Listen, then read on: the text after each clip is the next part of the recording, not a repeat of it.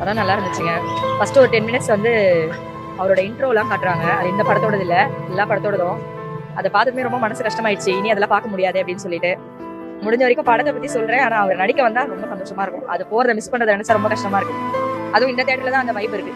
ரொம்ப என்ஜாய் பண்ணி பார்த்த படம். எல்லாமே நல்லா இருந்துச்சு. மியூசிக், லவ் சீக்வென்ஸ் எல்லாமே நல்லா இருந்துச்சு. மெயினா தளபதியோட பர்ஃபார்மன்ஸ் சூப்பரா இருந்துச்சு.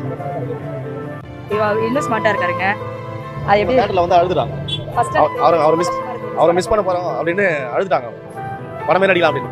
தளபதி கண்டிப்பா வருஷத்துக்கு ஒரு படமாவது பண்ணணும். கண்டிப்பா பண்ணணும். அவரு நாங்களா பண்ண வைப்போம் அவரை கண்டிப்பா. இல்ல அது உண்மையாவே ஒரு நினைச்ச கஷ்டமா இருக்கு. ஒரு போறத நினைச்சாலே. இத்தனைக்கும் நான் வந்து இப்பதான் எனக்கு ரொம்ப பிடிக்க ஆரம்பிச்சிருக்கு.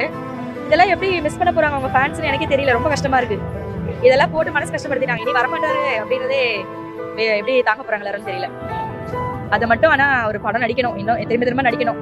அரசியல் போனாலுமே அதுலயும் ஜெயிக்கணும், படத்துலயும் நடிக்கணும்.